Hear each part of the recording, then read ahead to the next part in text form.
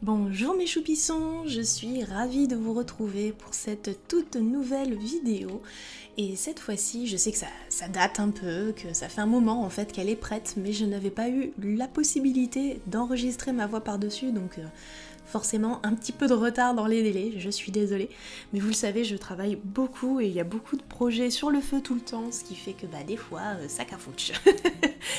Donc pour cette petite vidéo, en fait, il y avait un thème un peu particulier. Je voulais un peu désacraliser le matériel qu'on utilise dans le traditionnel. En fait, il y a très souvent, on va dire, ça arrive vraiment plutôt très souvent, on est persuadé que le matériel va faire la qualité d'un dessin. Eh ben c'est faux. C'est faux, ça ne remplacera pas une qualité technique en fait. Si vous ne savez pas maîtriser un matériel, de toute façon vous aurez beau faire tout ce que vous voulez, même si c'est le meilleur papier du monde, ça ne fonctionnera pas. Donc là j'ai fait exprès en fait pour cette illustration de choisir un papier qui n'est absolument pas adapté, à savoir du papier Bristol, donc vraiment le truc le plus cheap que vous pouvez trouver dans n'importe quelle grande surface, et qui n'est pas du tout prévu pour une technique humide. Vous le voyez là notamment sur la vidéo, il y a pas mal de petites taches qui commencent à apparaître. Clairement, ce n'est pas un papier qui supporte d'être inondé par l'eau.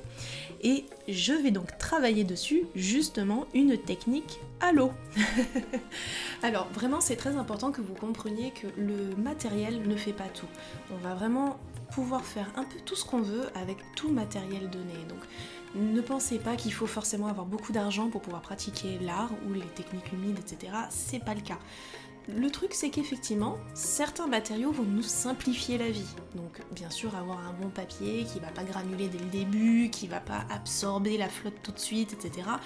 C'est plus simple d'utilisation. Mais ce n'est pas pour autant qu'on ne peut pas arriver à travailler, par exemple là, l'aquarelle, avec un papier qui n'est pas du tout adapté à l'aquarelle.